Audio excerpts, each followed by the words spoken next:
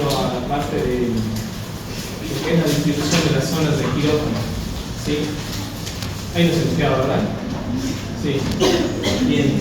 O sea, lo fundamental en un ingreso a quirófano siempre va a ser la verificación del paciente. Como siempre les he dicho.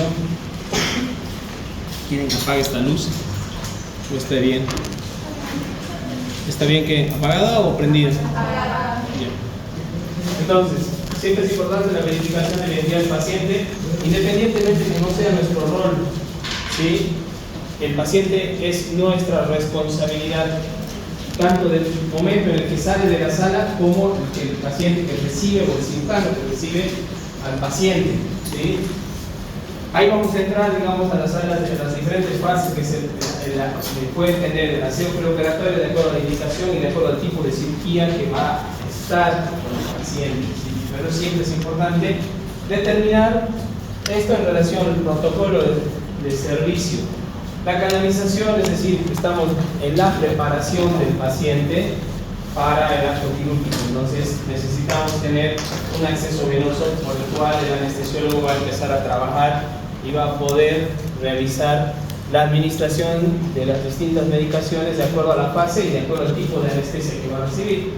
Ustedes creen que un paciente no es necesario colocar un acceso venoso. ¿Qué consideran? ¿Considera que puede entrar a quirófano sin un acceso venoso? ¿Por qué? Porque siempre van a estar con la comunicación, van a estar haciendo. ¿Y si le tengo que sacar una calachita o un arcito del brazo?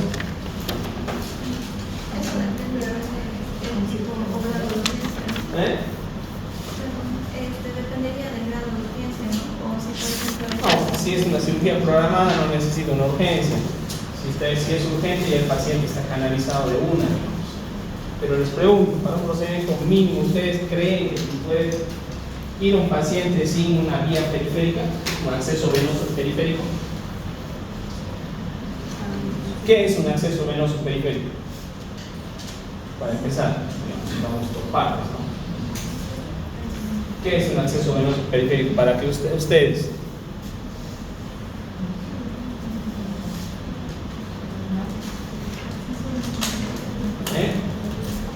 ¿Qué es un acceso venoso periférico? Si no, no tiene sentido que les pregunte, ¿verdad? Una canalización venosa, digamos, ¿qué es? Señorita. Así no. Sea la última vez. Es la última vez que voy a dejar más de los 5 minutos de tolerancia. Porque veo que siguen entrando, ya hemos quedado en algo desde hace tiempo. ¿Sí? Sí. ¿Qué es? ¿Qué consideran que sea un acceso venoso periférico? ¿Un procedimiento para poder administrar el líquido? No. Es una vía personal para poder administrar la medicación. Es una vía de administración. A ver, si decimos vía, ¿qué es una vía? Es un conducto, ¿verdad? Entonces, una vía que tenemos que tener es un conducto, ¿para qué?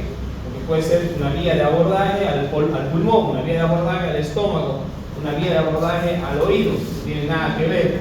Pero entonces, si decimos que es una vía, por eso hoy en día dicen vía periférica, antes conocido como suelo.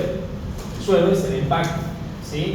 La vía es el acceso, por eso se llama, el nombre correcto es acceso venoso periférico.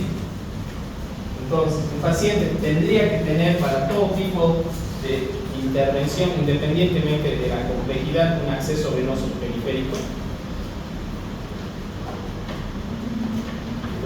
Entonces, ¿qué es un acceso venoso? Es una vía para la administración de medicamentos de manera periférica, utilizando las venas periféricas de ese paciente. O sea, ¿periféricas a quién? Al sistema circulatorio, ¿sí? No estamos usando las vías centrales. ¿Cuáles son las venas centrales del cuerpo? ¿Cuáles son las venas centrales del cuerpo? Ya se me olvidó anatomía. Cavas. ¿Qué más?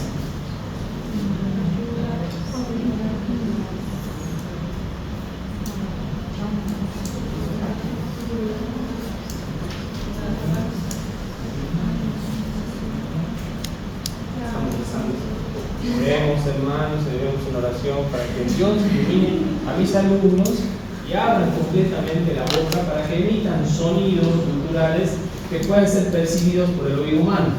Si consideran que son los dientes de un perro, no escuchen ultrasónico, por favor. ¿Qué vías centrales tenemos en el cuerpo? La yugular. Yugular interna, externa. ¿Eh? En conjunto de No hay yugular. ¿Qué significa una vía central? Que está lo más próximo al corazón, en la circulación central. ¿Sí? Entonces, todo lo que llega al corazón, las iniciales, cavas. De ahí se van abriendo en relación a sus ramas. Si nos vamos hacia abajo, ¿qué vamos a tener? Las ilíacas, vamos a tener las femorales, las popliteas. ¿Sí? Por ahí podemos acceder hacia el corazón. Hacia afuera tenemos las yugulares, las subclavias, ¿sí? Y tenemos las cefálicas a nivel profundo. Podemos acceder a nivel central, ¿sí? Las más profundas. Esas vías no están contempladas dentro de lo que se conoce como un suero. Están contempladas todas las vías periféricas del dorso de la mano, de la flexura del codo, ¿sí? Entonces, ahí que ya más o menos han entendido que les pregunto, ¿es necesario que tenga un paciente o no? A ver, no saben, buena pregunta, muy bien. Pero, a ver, no sé, entonces pienso, ¿para qué voy a utilizar una vía en un paciente que se va a operar? ¿Entienden? Entonces, ahí empiecen a pensar y ustedes mismos pueden encontrar la respuesta. Desde mi punto de vista, yo para lo más lógico sería para utilizar la anestesia en el paciente para que pueda ingresar a la... Pero la anestesia no es endovenosa en el caso de una cirugía pequeña. Si hay una cirugía de mediana a mayor complejidad, no estaríamos discutiendo. Estamos hablando de un paciente que ha entrado por un lunar, por una biopsia, por un neo, por un quiste infectado, algo mínimo. sería necesario. No sería necesario. Tal vez en relación a un caso específico podría ser, pero no para todas. ¿Cuáles están los antecedentes de qué? Del paciente. ¿Qué? Creo que tiene, o sea, ¿Ustedes creen que ustedes pueden entrar a un quirófano y no pueden tener un reflejo vagal, no pueden tener una baja de azúcar, no pueden agarrarse un cagazo y empezar con una fibrilación auricular, una taquicardia o algo? ¿Sí? Entonces, si yo sé que están las posibilidades, aunque sea una en 1.000.000, de que usted, jovencita, deportista, enamorada, bla, bla, bla, bla, le vamos a sacar un lunar que le molesta en la espalda, con anestesia local, con lidocaína al 2%, en este caso podríamos usar epinefrina, puede generar una reacción tóxica al medicamento, puede generar la reacción alérgica al medicamento. Entonces, la vía periférica, el acceso es fundamental, así se tengan que saludar y dar un abrazo al quirófano. No se arriesguen. No se arriesguen. Pueden entrar al video médico, obviamente es tu responsabilidad. Les preguntaría el abogado, ¿usted sabía que ese paciente podría hacer una alergia a la anestesia? Si supieras. Sí dirías, ¿verdad? Entonces, ¿por qué no le apuesta? Es su responsabilidad del paciente desde que pasa el quirófano y está en la camilla. Sí, somos responsables. La responsabilidad es intransferible, nuestra. No hay que, no, pero el enfermero le tenía que poner, usted es el que ha hecho el procedimiento. Entonces, hay cosas que no hay que complicarse. Es preferible que se haga acciones de más que de menos. ¿Sí? La última parte es la monitorización. Obviamente la monitorización irá de acuerdo a la complejidad de su paciente. Para eso ustedes van a analizar a un paciente desde el punto de vista preoperatorio, ¿sí? Pero estamos hablando ahora cómo tiene que entrar ese paciente. Entonces fíjense, el paciente al quirófano ha entrado con una preparación, ha entrado con ciertas condiciones que hacen el procedimiento algo seguro, ¿sí? Identificado, preparado desde el aseo preparatorio y todo lo que corresponde al preparatorio, con una canalización de acuerdo al medio. Como les decía el otro día, el niño, nosotros dormimos al paciente inicialmente con un gas. Cuando el niño está dormido, le colocamos el suero. Por norma. En un adulto puede entrar desde la sala de la canalización o se puede hacer el quirófano antes del procedimiento. La monitorización de acuerdo a la complejidad y los antecedentes. Y la verificación, bueno, es lo básico. ¿Estamos? Ahora, si hablamos de un quirófano, ¿sí? Tenemos que determinar qué situaciones en las cuales nosotros, zonas, van a haber o áreas, de acuerdo a la literatura que puedan consultar, está determinado como zonificación o áreas de quirófano. Es a dónde vamos a tener acceso en relación a cómo venimos desde la calle y cómo nos tenemos que preparar y cuál es la norma de cada centro hospitalario para acceder a estos lugares. Entonces, los quirófanos se van a dividir, según la OMS, en una zona sucia o área negra, una zona limpia o área gris y una zona estéril o área blanca. ¿Sí? Esto es fundamental porque cada zona tiene que tener un manejo y un respeto. ¿Para qué? Para evitar la contaminación. Y la zona de restricción yo se les he añadido con otro color porque van a encontrar lugares donde ciertas zonas van a estar cerradas dependiendo del momento que haya sucedido alguna intervención previa, alguna contaminación de quirófano, algún paciente específico, etc. El área sucia o área negra no es que sea un área sucia, sino es un nombre que se coloca para determinar y establecer un poco de prudencia. Significa que es el área, obviamente, al ser un quirófano, como habíamos visto, una unidad quirúrgica, tiene que tener un acceso restringido, ¿verdad? Porque si no, imagínense, el señor que vende sándwich va a entrar al quirófano y va a empezar a vender sándwich dentro del quirófano, no corresponde. Ya de por sí el quirófano es un área restringida. Si se fijan, cualquier lugar dice quirófano, área restringida. ¿Vamos? Entonces, es un área restringida, ¿sí? En cuanto al acceso, porque solo el personal que está en relación con su desenvolvimiento del quirófano tiene la capacidad de acceder a los espacios, ¿sí? Hasta ahí ustedes están entrando de la calle, la ropa de calle, ¿sí? Entonces, aquí en quirófano, ¿sí? Es en el área sucia o el área negra, es donde obviamente va a estar la Secretaría de Quirófano, donde van a estar todo lo relacionado a la parte administrativa de ese quirófano, ¿sí?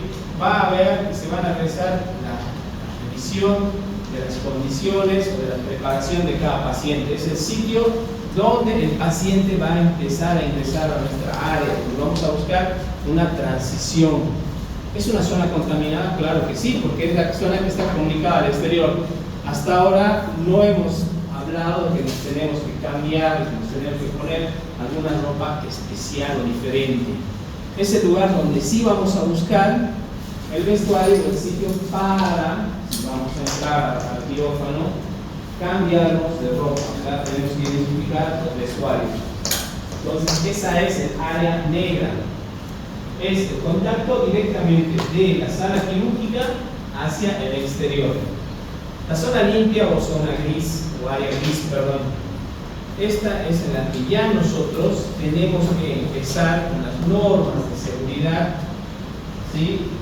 Y los protocolos de la institución. O sea, ya tenemos que habernos cambiado de ropa y utilizar la ropa que está determinada por el quirófano, ¿sí? O por el área, o al decir quirófano estoy hablando de la sala quirúrgica en realidad. Aquí nos vamos a encontrar con la sala de inducción anestésica de acuerdo al lugar, ¿sí? Es donde se prepara el paciente para empezar a dormir, se premedica. En San Juan de Dios no tenemos sala de premedicación o de inducción anestésica, entonces los pacientes son premedicados en las habitaciones, ¿sí?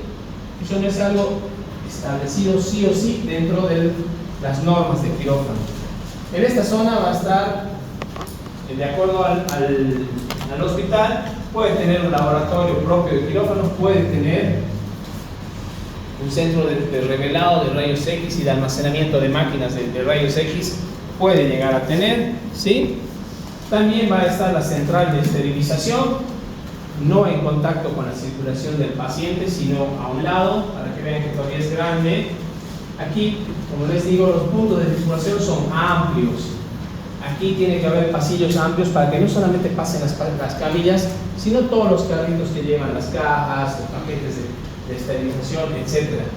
Todo el personal que va a transitar en el área limpia o área gris tiene que vestir adecuada de acuerdo a las normas o con el atuendo quirúrgico correspondiente. Aquí es donde nos cambiamos nuestra ropa de calle por la ropa hospitalaria, ¿sí? ¿No existiría algún caso en el que, por ejemplo, el cambio de vestimenta pueda dificultarse entre zonas? Digamos, no sé, cuando necesitas reportar algo, por el caso. No le estoy entendiendo la verdad. No le entiendo su pregunta. O sea, no le entiendo. Pero dígame, a ver si lo... O sea, usted viene de la calle, ha entrado al quirófano, desde aquí es un área negra, área gris. ¿Sí? Usted llega, justo aquí es el vestidor de las mujeres, un baño, donde sea, se viste, se cambia y va a pasar. Va a encontrar una línea de demarcación. ¿Dónde va a ingresar? Al área gris. ¿Sí? El área gris es una zona donde todavía podemos transitar con el calzado de calle, pero con ropa de quirófano. ¿Sí? El área gris es un área donde nosotros tenemos que transitar con gorro, posiblemente barbijo, dependiendo de la proximidad. Entonces, ¿qué dificultad encontraría en esta situación? Tal vez se le olvidó algo o pasa algún tipo de caso en que necesita salir del área.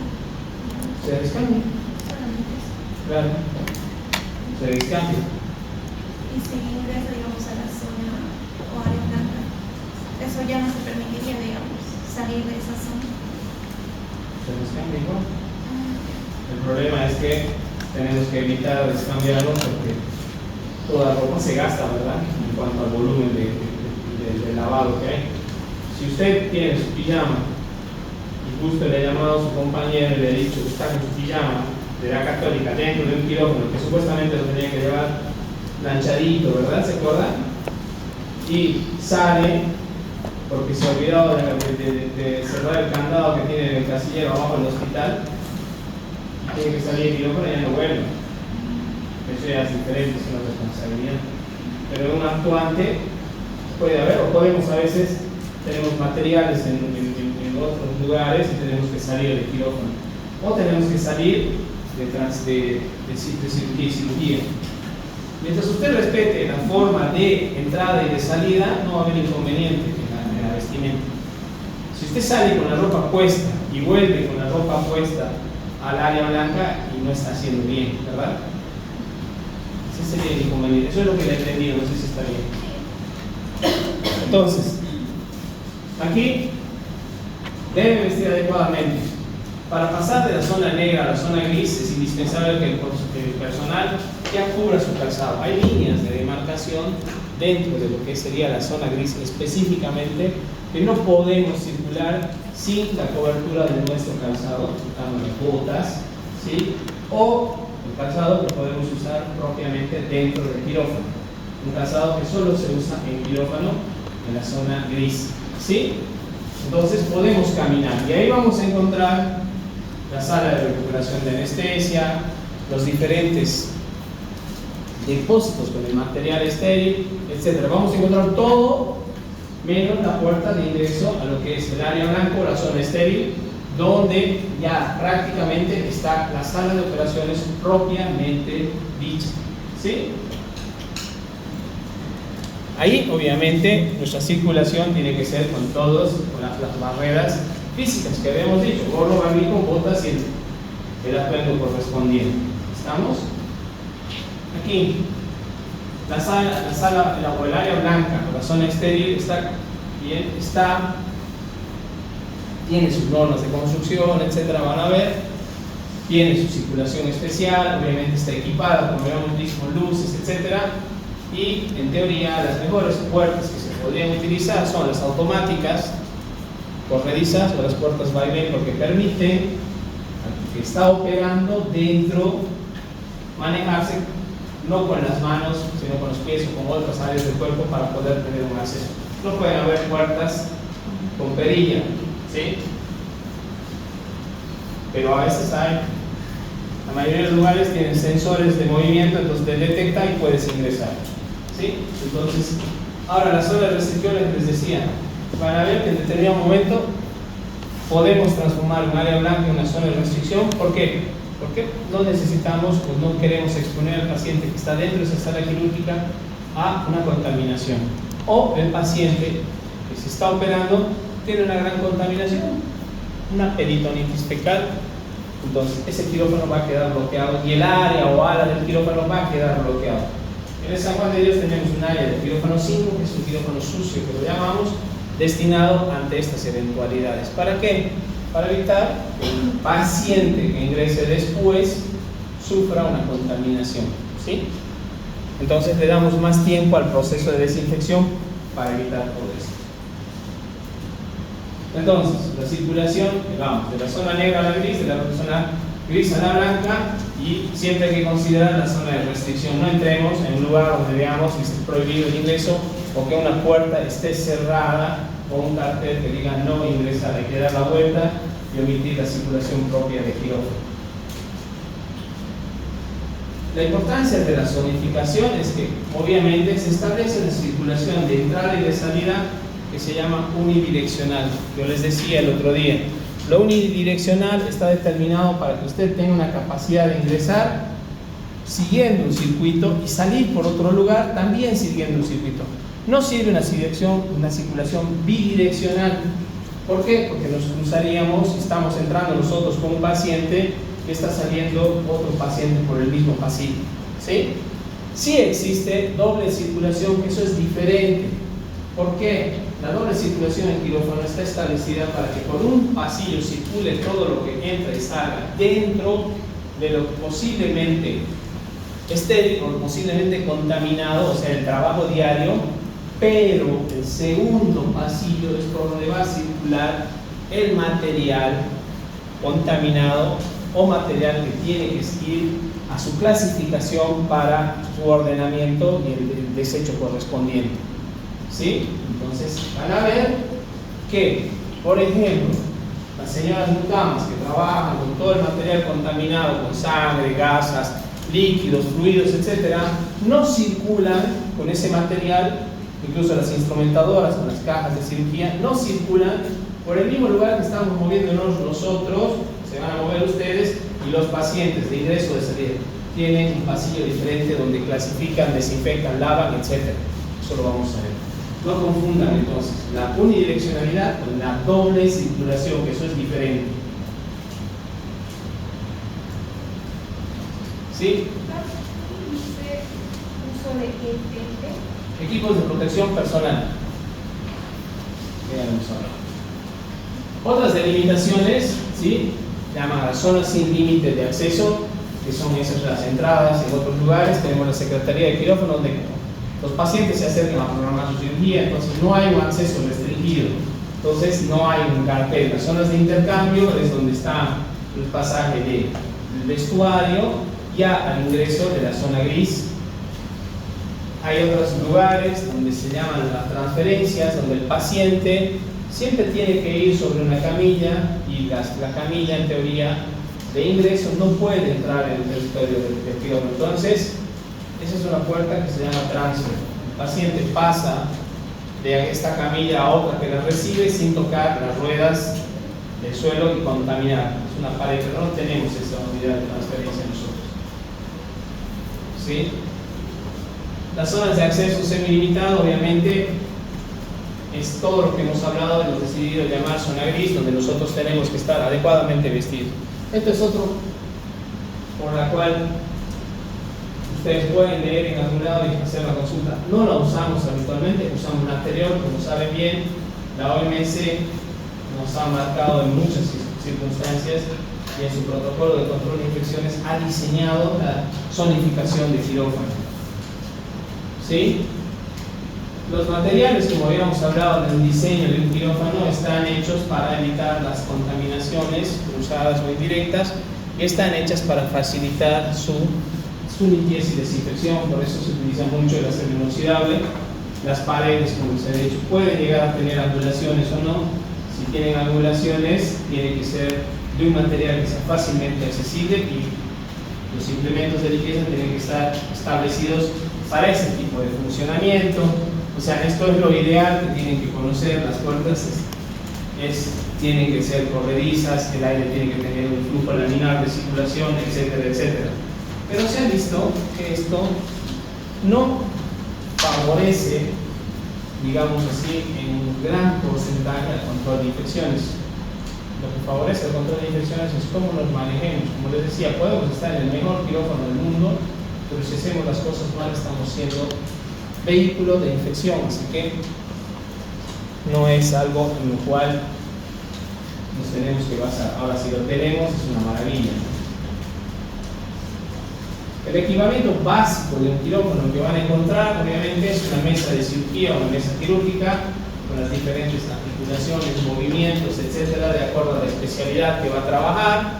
No es lo mismo que trabaja en neurocirugía, que necesita tener un movimiento especial o específico para su paciente, donde se fijan ciertas partes del cuerpo, a que entre una paciente en un trabajo de parto, ¿verdad?, donde tenga que estar con las piernas abiertas en la posición específica. Cada mesa está diseñada, cada quirófano en relación a su demanda está establecido para tener estas modificaciones. Pero si hablamos de un quirófano, cuando entremos nos tenemos que encontrar con la mesa de operaciones, la central de iluminación, que son las lámparas LED en este caso. Sí, los quirófanos modernos tienen una serie de artefactos que están colgados en el techo para evitar la contaminación y para evitar que acumulen partículas de polvo debajo del equipo y facilitar la limpieza. Son los quirófanos con brazos suspendidos.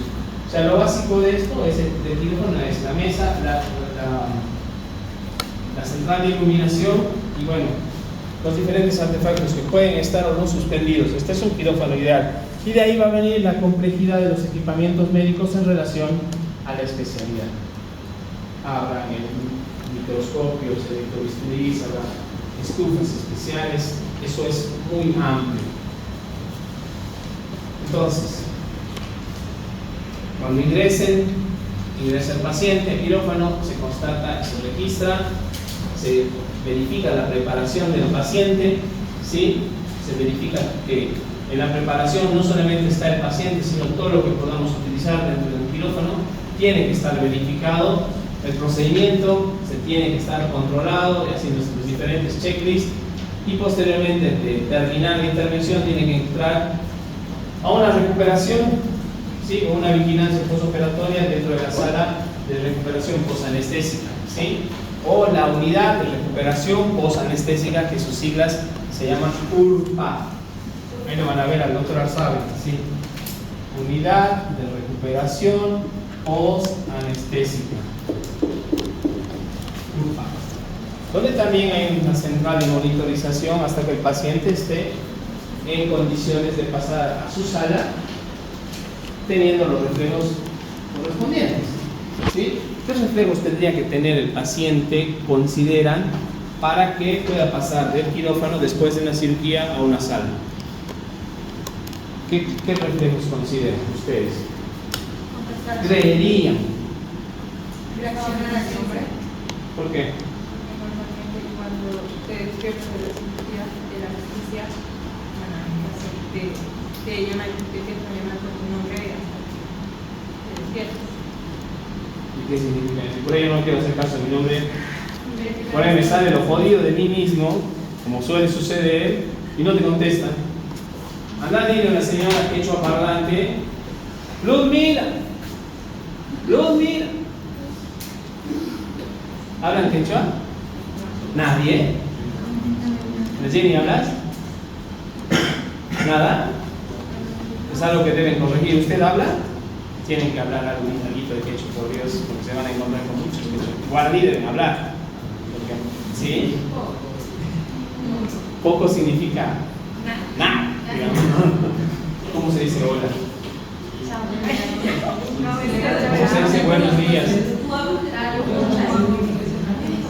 Entonces, son cosas que tienen que van a ir viendo, ¿sí? Entonces, a ver, vos puedes hacerte arquito, ya puedes dormir, ¿verdad? Y la señora habla quechua, no te va a entender o no le da la gana de hablarte, ¿sí? Pero ¿eso qué significa? Que te conteste, ¿En estado de conciencia? que está consciente, que está despierta. Porque me las aliviadas, ¿no? A veces no.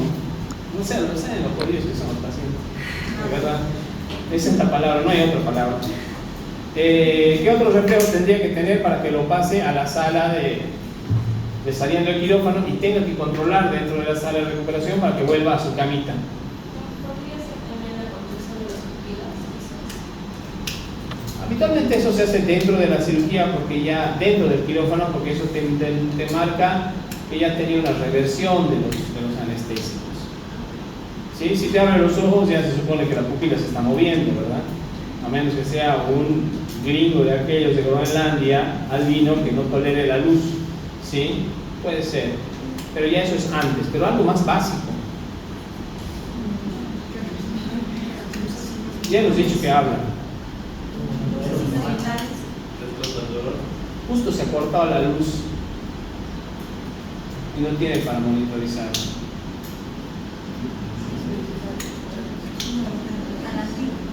¿Eh? No, operado de la cadera, no se puede poner en esa posición. Que respire por sí solo.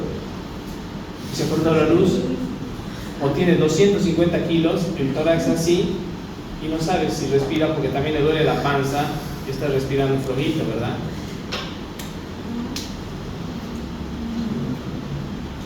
¿Qué dice? Oma. Está levantando la mano, ¿no ve? Se está sacando los mocos, entonces ustedes veo que está con la mano así. Según yo, tal vez podría ser alguna reacción del sistema nervioso. Como Tenemos 3 libros, como 1, 2 y 3 de reacciones del sistema nervioso. Elija la página del 1 a la 1000, de la 2000 a la 4000 o de la 4000 a la 10011. ¿Tienen amigos? Han estado en pedo alguna vez, ¿verdad?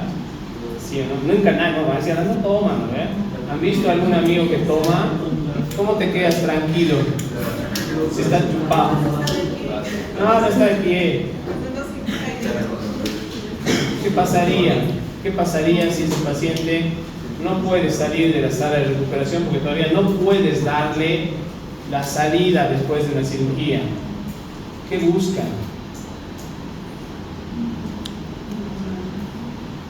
Evidentemente que respire solo, que haya una monitorización adecuada, pero hay cosas básicas que se llaman criterios clínicos que ustedes van a ver, van a revisar y van a decidir que el paciente está bien.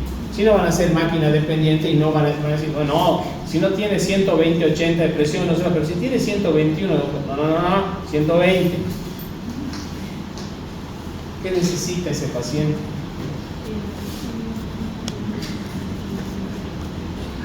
Tragar saliva. No necesitaría tragar saliva porque se puede morir broncoaspirado.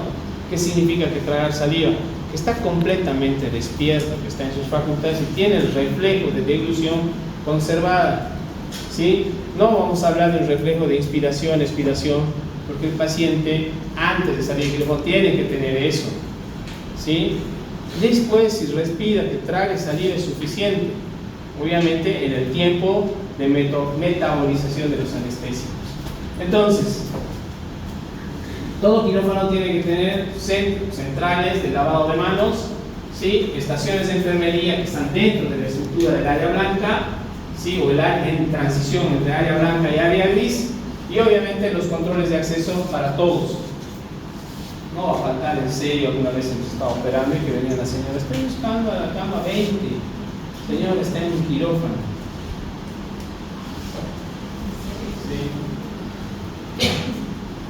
Entonces, para entrar a un quirófano, ustedes tienen que entender que no es un acto casual, no entren charlando como entran al curso, por eso me molesta tanto que entren así como en su casa, creo que en su casa deben entrar así. Entonces, tienen que tener en cuenta eso.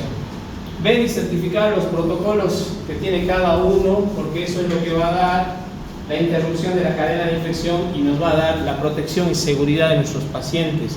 Si el paciente está seguro y está contenido, ustedes también van a estar seguros y contenidos. Entonces, cumplan con esas normas como se los vengo machacando. ¿Sí? Necesitamos saber y entender que es obligatorio el cambio de vestimenta por una vestimenta adecuada en las zonas donde deben realizarse. Van a ver que ustedes van a tener un lugar de cambio de ropa chiquitito, pero lo van a tener al fin. Por favor, apúrense, se cambian, se hacen la trencita, se están mirando, se fijan si les queda bien el pijama. Ay, no he traído el ancho, no me gusta, que no sé qué. 3 horas y hemos terminado de operar, ¿sí? Entonces, esas cosas no los dejan cambiar en el lugar donde nos cambiamos nosotros. No sé por qué, sinceramente. Pero bueno, el vestuario de quirófano no hay un vestuario femenino y un vestuario masculino, no hay. Entramos y entramos. Tienen que tener el lavado adecuado de manos al entrar y al salir, es importante para ustedes, ¿sí? Vestir correctamente los equipos de protección personal de acuerdo a lo que vamos a ingresar. Obviamente, si vamos a operar un tuberculoso, se les dirá, ¿no, señores? Etcétera. Y bueno, y el ingreso a la zona blanca es el personal autorizado, que en este caso tenemos que practicar y tener la supervisión cuando empecemos la práctica hospitalaria. Repasando, las técnicas de lavado de manos es como ya hemos visto, ¿cierto? De 3 a 5 minutos, pueden hacer la técnica hasta los 8 minutos, dependiendo del antiséptico o cómo lo quieran realizar ustedes, ¿sí? Son puntos claves nada más. Humedecer las manos, quitarse toda la parte de pinturas, cremas, etcétera. El lavado de acuerdo a la técnica que hemos establecido, que les he sugerido, no es una estrategia. Mientras lo hagan bien, los errores habíamos dicho: bajar las manos, hacer el enjuagado insuficiente, hacer el enjuagado mal, retrocediendo, y obviamente pasaremos al secado. Pero cuando entren a quirófano no van a hacer un lavado quirúrgico. El lavado de manos me refiero antes de los procedimientos, ¿sí? Mientras se respete la duración y el método correcto, es importante utilizar la cantidad que consideremos necesaria de desinfectantes, ¿sí? Porque esto nos ayuda a prevenir las infecciones. Bien, esto es solamente un repaso. Los equipos de protección personal ya lo hemos charlado, solamente esto es una estandarización. Las características de todo equipo de protección personal dentro del acto quirúrgico: no estamos revisando un paciente, ojo, es que sea estéril, obviamente tiene que ser lo más cómodo posible y tiene que estar diseñado para evitar la contaminación. Se evita la contaminación utilizando telas impermeables y telas antifluidas. En la mayoría de los casos, por lo menos nosotros no los tenemos. La colocación correcta es muy importante. Vamos a practicar, tenemos que aprender a colocarnos los equipos de protección personal nosotros mismos, y tenemos que aprender a colocarnos, que eso a veces cuesta, a través de la ayuda de la instrumentadora, ¿sí? Porque a veces entre que nos colocamos nosotros contaminamos a la instrumentadora. Siempre hay que respetar los protocolos de retirada para evitar nuestra contaminación, ¿sí? Y estas técnicas de contaminación, si las respetamos, vamos a evitar la contaminación cruzada, o sea, no nos vamos a llevar al señor bichito de quirófano a nuestra casa, a nuestros sobrinos, a nuestros hijos. Bueno, en mi caso, ¿no? No sé si ustedes tienen hijos o no, pero no vamos a llevar eso, ¿sí? Este es un repaso de los EPP.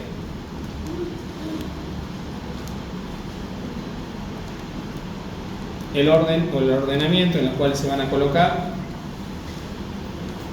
que nos protege.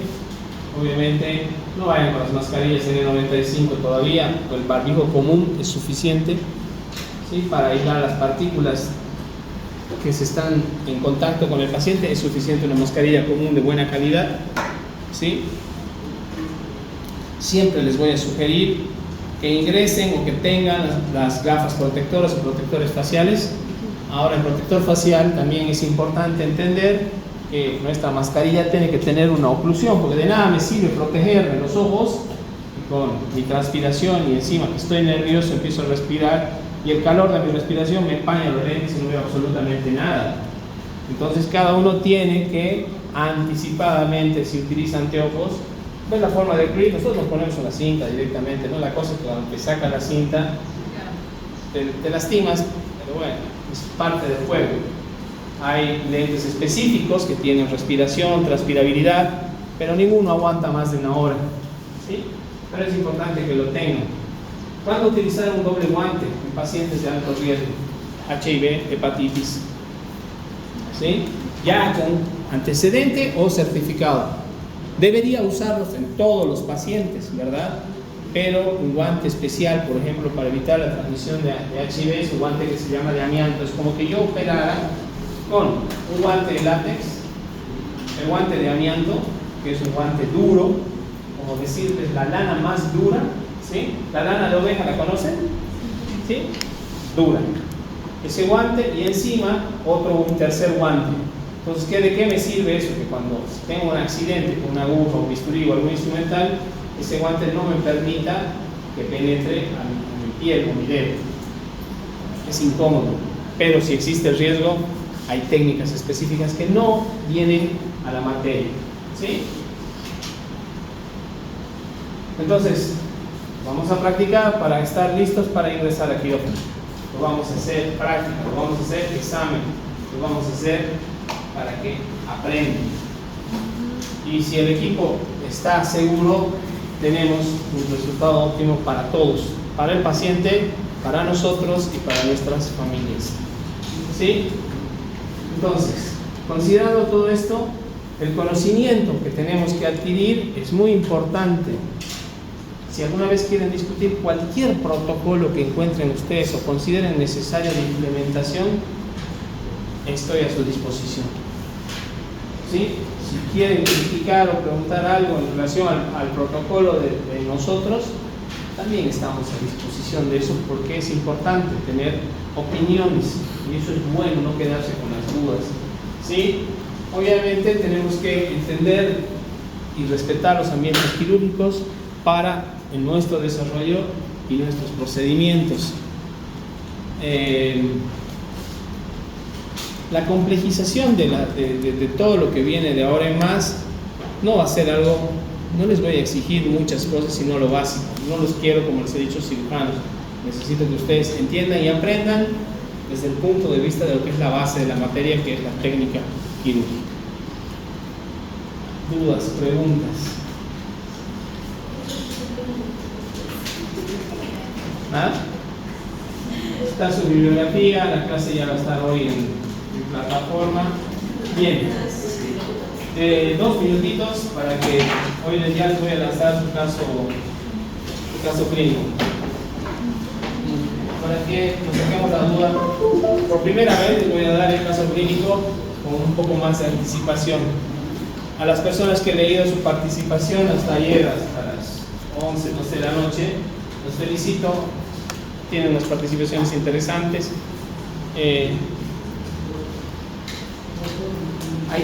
Hay cosas que se van a adquirir con la experiencia y con los años, pero tienen una orientación que me ha gustado mucho. Gracias por participar. ¿En qué consiste un caso clínico disparador? En su organización de los grupos que ya tienen, en su metodología de trabajo que les he dado estipulados en los 5 puntos claves, ¿verdad?, de discusión, ¿sí? Que si por ahí ya lo han hecho, ya lo han analizado, pueden tener, digamos, sus bases o sus fundamentos de discusión. Yo les voy a poner este caso clínico para que ustedes apliquen eso dentro de la estructura de este caso clínico. Evidentemente, la experiencia de ustedes es corta, por eso es que en este caso se los voy a explicar. Pero el caso clínico, aunque ustedes no lo crean, está equiparado al nivel de conocimiento de un estudiante del año de ustedes, del tercer año. ¿Sí? Así que si creen que les falta algunas cosas dentro de la estructura del caso clínico, que les sirva con un poco de mea culpa para repasar algo. He utilizado inteligencia artificial para diseñar el caso clínico y he puesto los parámetros que yo consideraba que inteligencia artificial me podía establecer como prueba para estudiantes de tercer año de medicina a nivel básico. Así que creo que estábamos en eso, ¿sí? Entonces, este caso clínico, si ustedes quieren, se los voy a subir a la plataforma esta noche, pero pueden sacarle fotos. Bien. Dentro de lo que es la estructura, vamos a tener que va a ingresar al sistema de salud público, ¿sí? Y vamos a establecer un rol de control, un rol como está diseñado el debate, dentro desde el punto de vista de médico general. Es para lo que ustedes se van a tener que preparar, ¿sí? Entonces, van a tener una paciente femenina de 68 años que va a consultar a un centro de atención primaria de salud. Se pueden imaginar Villa Baroa, San Luis, Palmarcito, ¿sí? Donde esta señora tiene dolor abdominal de 12 horas de evolución, 68 años, una persona relativamente joven, no estoy diciendo que sea una piba, pero hablamos de una persona o una paciente que puede tener un estado de conciencia y de lucidez importante, o sea, no hay un deterioro con los años, pero está. Dolor abdominal progresivo de 12 horas de evolución, fiebre, náuseas y sensación de debilidad. El antecedente de esta paciente es una diabetes mellitus tipo 2, es una paciente hipertensa. No estoy hablando si está medicada o no está medicada, porque todavía están cursando farmacología, solo sepan que es hipertensa. Y tiene una enfermedad diverticular, o sea, tiene unas estructuras en el intestino grueso, ¿sí? Que se llaman divertículos, que pueden generar una infección muy parecida, digamos así, a una apendicitis, ¿sí? Si esa infección progresa, esos divertículos pueden romperse o perforarse, ¿bien? Y ese es el gran riesgo de la enfermedad diverticular del colon, ¿sí? Y es una paciente que vive sola, como la gran mayoría de las mujeres a esta cierta edad. Ha sido evaluada por el médico general, que ha encontrado una presión baja en relación a la hipertensión que ella considera. Está taquicárdica, puede ser por la fiebre, ¿sí? Si ustedes quieren comparar en relación a sus bases fisiológicas y ir sacando, si no 100, todavía no es taquicardia, no discutimos, no hay problema. Una temperatura axilar de 38,5 y hace una semiología, encuentra un dolor abdominal difuso con mayor localización en el epigastrio y la defensa abdominal es leve, o sea, no hay unos signos de infección importantes en esta paciente al momento que está consultando a su médico, que serían ustedes o el grupo en realidad. Como médico general, con la fiebre, el dolor, se va a sospechar de un abdomen agudo. Un abdomen agudo es un síndrome, ¿verdad? Que tiene muchas causas y muchos signos, sintomatología, ¿sí? Entre las cuales el médico ha encontrado las anteriores para decidir llegar al diagnóstico a través de un laboratorio urgente, iniciar una vía intravenosa para empezar a hidratar a la paciente, indica antibiótico terapia empírica. Y una antibiótico terapia empírica significa que si yo sospecho de una infección en el abdomen, mayormente va a estar relacionado con la flora intestinal, ¿sí? Entonces le pondré el antibiótico que me va a favorecer ganar esa infección por esa flora intestinal, ¿sí? Empíricamente es sin conocimiento, pero ante una sospecha, que es algo que se utiliza, ¿sí? Decide controlar la glicemia por sus antecedentes de diabetes y, como está en un centro de primer nivel, solicita la derivación a un hospital de segundo nivel, porque obviamente este sistema de salud trabaja bien y la atención de esta paciente correspondería a un segundo nivel, ¿sí? Que sería en este caso de nosotros San Antonio, ¿sí? Entonces, para que ya aquí exista una evaluación por un servicio quirúrgico. El problema es que la ambulancia no llega, no tenemos el CEMAT, la señora está sola, nadie puede pagar la ambulancia, la asistente social está ocupada con otro paciente y se ha demorado 1 hora aproximadamente y la paciente empieza a tener un deterioro clínico progresivo, ¿sí? Igual, quemando, se la llevan a la paciente. Y ustedes cuando sean internitos van a agarrarse a pobre señora que está boqueando ya, la van a tener que llevar y van a tener que ir con su quinto rosario llegando allá al San Antonio.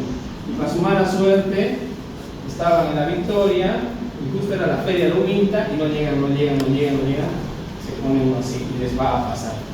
Por eso tienen que aprender muchas cosas interesantes para sostener a sus pacientes, como un consejo. Entonces, en el hospital, le han hecho los estudios que le había pedido el médico general, han encontrado que tiene los glóbulos blancos de acuerdo a su infección, tiene el lactato elevado porque es una reacción natural, sus riñones están elevados en sus funciones, están deteriorada la función, mejor dicho, ¿sí? Y una glucemia de 310 está aumentada. Pese a que es diabética, eso nos está marcando que la paciente está en un grado de infección progresivo y alto, ¿sí? Le deciden pedir una tomografía donde evidencian una perforación a nivel del colon sigmoides que genera aire en el peritoneo o neumoperitoneo, líquido libre porque es una reacción natural del cuerpo que se va a transformar en pus, y todo esto se llama peritonitis secundaria a diverticulitis perforada. Esta es una clasificación que se da de acuerdo al grado de perforación, ¿sí? Y entonces el equipo quirúrgico en su evaluación dice que la paciente está con el sensorio deteriorado, ¿sí? No puede otorgar el consentimiento informado y no hay familiares presentes. Ahí ya viene y entra su conocimiento y su debate, ¿verdad? Porque podríamos decirles, ¿por qué hace tanta cosa de todo esto? Es para que se estimule un poco, ¿sí? Porque podría haber pasado directamente aquí. La evaluación dice esto, no, pero esto marca un cuadro de una paciente, ¿sí? En el día del debate no me pongan a discutir, no, pero decimos que es un Hinchey 3, no un Hinchey 4. No le aporta al debate, ¿sí? Entonces, aquí el médico que estaba con ellos dice, hay un problema. En la historia clínica del centro, que es digital, he podido leer que unos meses antes, durante la consulta por otra causa, la paciente ha comentado informalmente, no quisiera que me hagan cirugías grandes si estoy muy grave. Definirán ustedes si la paciente está grave o no está grave. ¿Por qué? No existe ningún documento formal de voluntad anticipada, ¿sí? Y posteriormente llega un sobrino que no vive con ella, o sea, básicamente viene a ver cuánto puede ser la herencia, ¿sí? Y va a afirmar que la paciente no quería ser operada, pero no aporta documentación, o sea, no va a afirmar el sobrino, no va a decir, esto ha dejado mi tía, o no me hago cargo, ¿sí? El sobrino puede ser ustedes si quieren.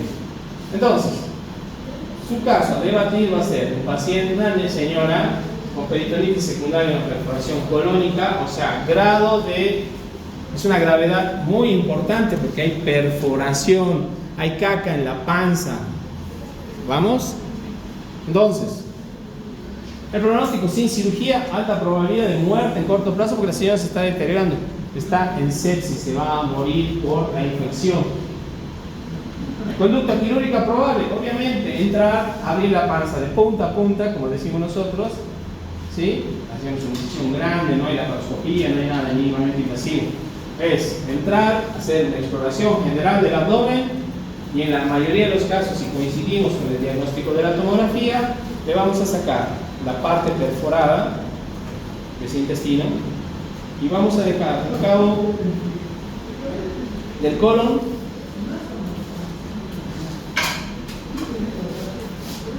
al lado izquierdo, ¿sí? Es una ostomía. Y en la otra parte del intestino va a quedar dentro de la cavidad sutural. Es un procedimiento de Arman, o sea, tenemos que salvarle la vida, pero la señora, si se despierta, ¿a quién le gustaría despertarse y encontrarse que está haciendo caca por un costado de la panza? ¿Verdad? Eso es lo que, como cirujano, se le va a proponer a ustedes, porque la señora no puede decidir. Entonces, debe el equipo quirúrgico proceder a la cirugía urgente bajo el consentimiento presunto para que orienten sus 5 puntos de discusión. El médico general actúa correctamente al derivar a la paciente. Ha habido demora diagnóstica. Existe corresponsabilidad en caso de complicación, o sea, el sobrino no le voy a denunciar al médico general porque, digamos, justo él no ha previsto que ese domingo era la feria de la Uminta y la señora ha tardado 1 hora más en llegar a Tarija. ¿Sí? Debe el médico general documentar formalmente las expresiones "no quiero cirugías grandes", hasta dónde llega la responsabilidad del primer nivel. Debe el médico general participar en la comunicación posterior a la familia. Esto no me lo tienen que contestar en el debate. En el debate tienen que meter el caso que estamos charlando a los 5 puntos que tenemos que discutir en el debate. ¿Está entendido? ¿Qué opinan?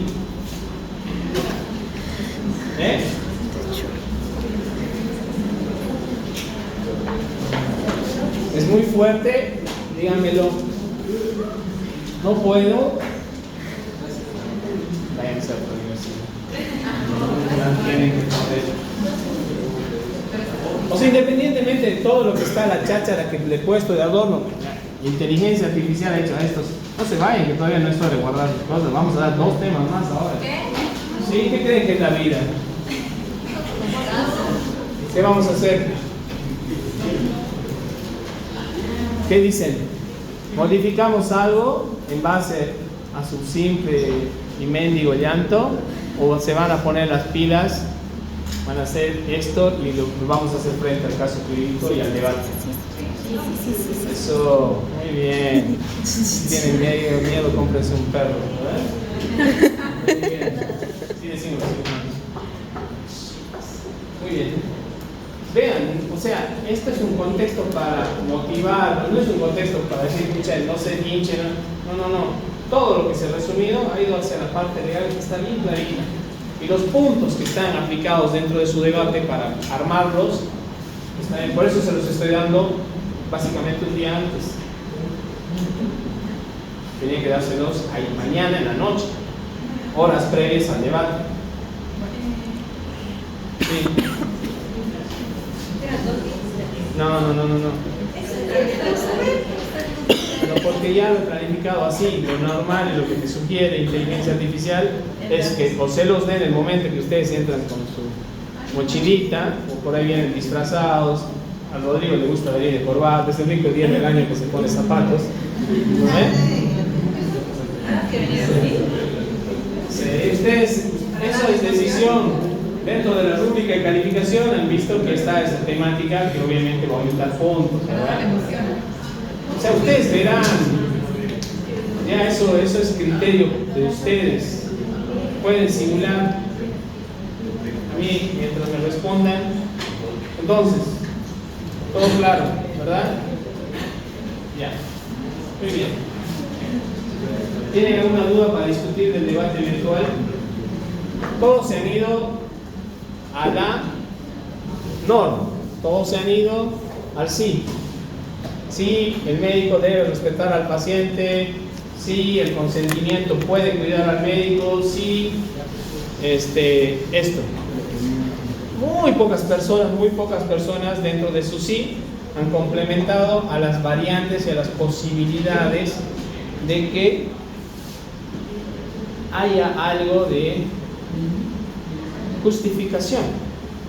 ¿Sí? En una intervención quirúrgica que está destinada a salvar la vida, ¿sí?, no se han planteado X situación, ¿verdad? Han ido directamente al concepto de los valores éticos.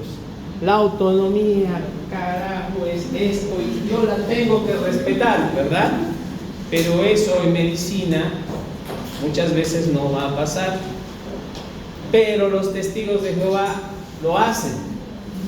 Y algún día, si alguno es cirujano o algún día es hematólogo o algo que tenga que ver con los testigos de Jehová, con el debido respeto, si es que hay algún testigo de Jehová aquí, el pastor te ofrece 1000 cosas tengo la máquina recirculadora de sangre. Entonces usted, doctor, cuando saque una compresa, la va a tirar a esa máquina, la máquina la va a exprimir, me va a sacar la última gotita de líquido que sale, va a entrar a una máquina, se va a esterilizar, se va a separar los componentes y usted eso que sale se lo va a poder pasar a mi ovejita, ¿cómo se llama?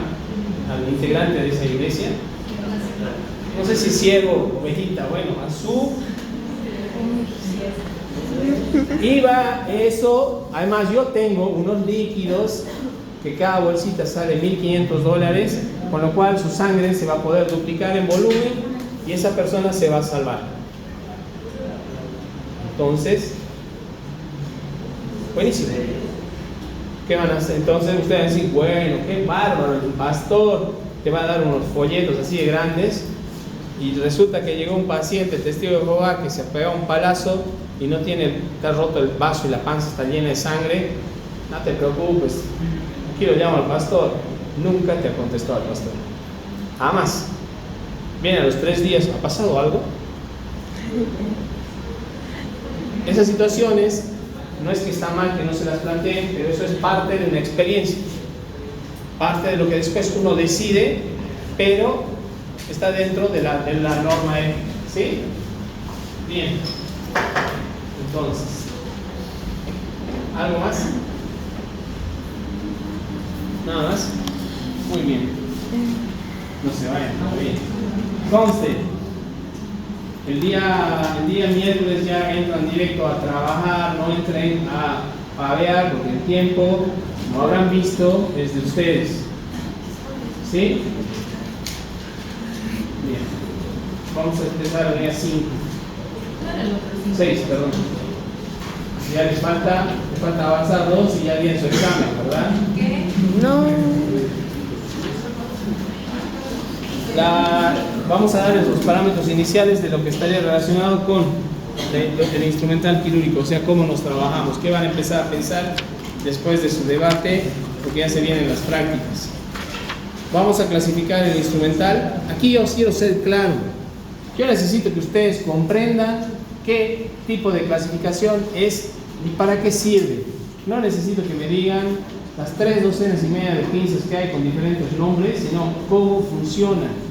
Ahora, si ustedes quieren complementar, eso viene muy bien, y en cada punto, en cada clasificación, aprenderse 3 o 4 nombres de tipos diferentes de pinza, perfecto, digamos. Pero me interesa que entiendan la clasificación para poder describir los tipos y usos, ¿sí?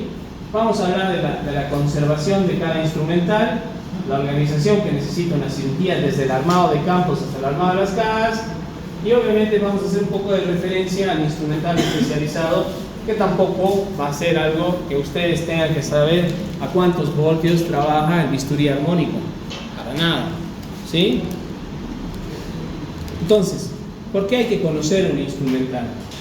Porque se busca entender y dominar esto. ¿Por qué? Porque va a ser el instrumento de trabajo del cirujano, ¿sí? Y la persona, como dice ahí, que no conoce sus herramientas, no va a poder realizar adecuadamente su trabajo. Si no realizas adecuadamente tu trabajo, ¿qué va a suceder? Hay un riesgo así. Y esto viene ya desde muchos años, donde para trabajar se iban diseñando instrumentos específicos para poder realizar. ¿Sí? Hace años, cuando se realizaban las amputaciones, según la historia, directamente se utilizaban cuchillos especiales para romper el miembro, hueso, músculo, tendones y todo, que tenga que tener filo. Hoy en día ha tenido que cambiar todas esas situaciones. Entonces, ¿qué es un instrumental? El instrumental es el conjunto de instrumentos quirúrgicos, ¿sí? O herramientas o dispositivos que van a permitir realizar un procedimiento quirúrgico para garantizar o mejorar su eficiencia y además causar menos trauma o menos daño al paciente. ¿Estamos? Porque uno lo que busca siempre es el paciente. Hay muchos materiales, hay infinidad de materiales. Nosotros conocemos el de acero inoxidable, que es el que tienen ustedes en sus cajitas de disección. Hay instrumentales de titanio, carburo, de plástico, etcétera, que eso ya está más en la complejidad. ¿Qué tiene que tener todo instrumental?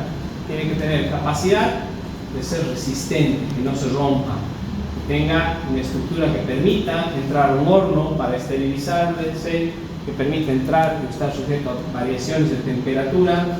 Tiene que tener algo que es muy importante en la ergonomía. Eso significa que no tiene que ser, por ejemplo, demasiado pesado, que tiene que tener un tamaño y un diseño que permita el trabajo sin agotar o cansar al equipo tratante, y obviamente tiene que tener un reflejo lumínico, pero no para que se vea pintudo ni canchero, sino porque eso permite que las porosidades del instrumental, ¿sí?, estén cubiertas con este recubrimiento espejo y permita que no se desgaste fácilmente y sea mucho más fácilmente esterilizable, ¿sí? Estos términos básicos que tienen que entender: disección, diéresis, síntesis, prensión, ¿sí?, o prensión o aprehensión, como es, y hemostasia. ¿Cuál creen que es la principal diferencia entre un bisturí desechable y un bisturí normal, ¿sí?, que se llaman reutilizables? Hablando de mango y hoja, digamos, ¿no? Obviamente las hojas no se reesterilizan, ¿no? Las hojas se cambian, pero está dentro de una estructura reutilizable, como el que tienen ustedes en su diseño. ¿Qué opinan? ¿Y en qué situaciones podrían preferir una u otra? Con esto contestan rápido y escapan. El desechable se puede para el ámbito.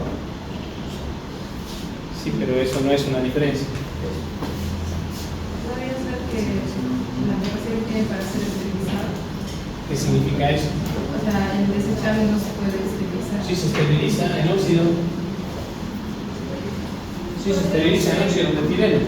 Podría ser el tipo de material, si el otro es desechable, pues solo una vez se compra, y cambio no se puede esterilizar para que se pueda volver a utilizar. ¿Pero eso qué significa? Me está contestando con mi misma pregunta. Puede esterilizar varias veces. ¿Qué significa un material que no se usa y el otro que se usa más? En que se usa más y el otro no se usa, me está diciendo lo mismo. ¿Eh? ¿Pero qué significa en la práctica?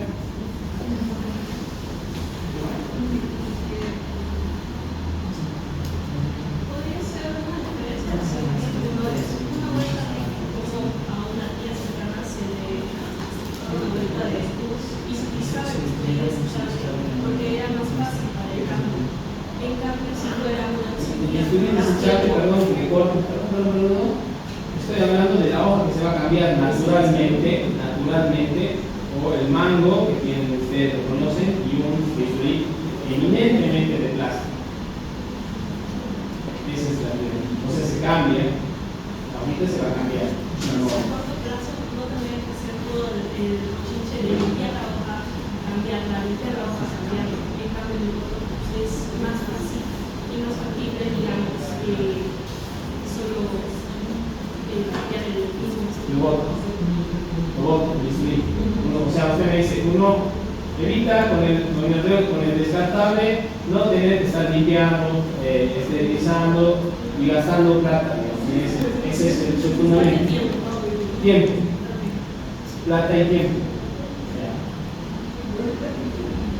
La cuestión tenemos que uno se puede esterilizar varias veces, puede soportar ese otro de plástico. ¿Y qué sentido tiene eso? En cambio, ella tiene razón en su fundamento. Dice, si se pasa esto, no quiero perder tiempo. Administro un hospital donde no quiero perder tiempo. Está bien su fundamento. Podemos estar en lugares donde no tienes el acceso para esterilizar.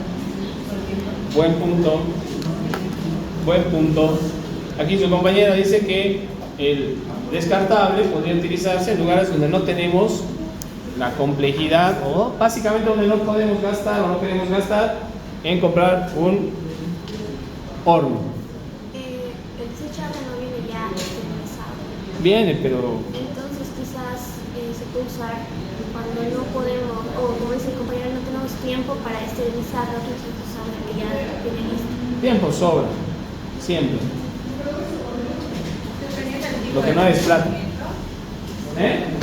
Por eso dice, ¿en qué situaciones clínicas preferiría el uno o el otro?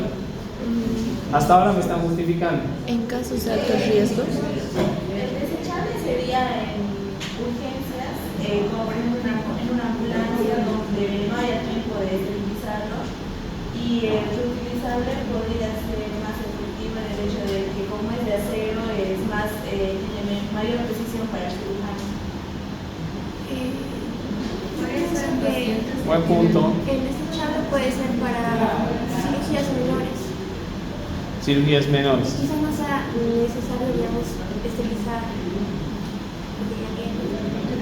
Puedes hacer un paquete pequeño, sí, puede ser, porque eso te abarata costos en teoría. Y quizás en ya cirugías más grandes es necesario esterilización. Entonces, ¿Por qué?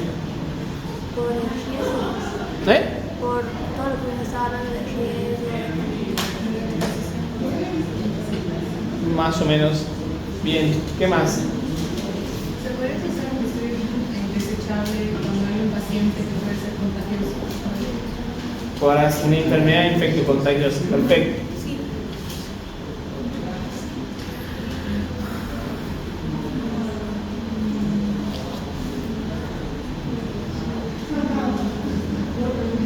Utilizable podría ser un La próxima clase, después del debate, no van a tomar apuntes con su tablet, gracias a sus compañeros que están con el celular charlando, bla, bla, bla. El que avisa no traiciona, yo ya lo he dicho. Así que olvídense de sus tablets la próxima semana. Ya eso está en las normas. Usan su celular cuando no está autorizado, apelarse, señores y señoras. Ya lo hemos hablado. No están cumpliendo. Entonces, porque está en las normas. Entonces, si no cumplimos entre todos, no nos cuidamos entre todos, está clarísimo. Una vez va a ser un apunte. Suceden 2 veces o hay otras cosas así, vamos a suspender todos los dispositivos móviles. Así que traigan hojitas para tomar apuntes. Bien, les desafío para que charlemos después que vayan por 2 o 3 farmacias y pregunten si tienen bisturís desechables y cuánto cuestan. Hablando de no hoja, mango y hoja, bisturí completo. ¿Sí? Y me cuentan el próximo lunes.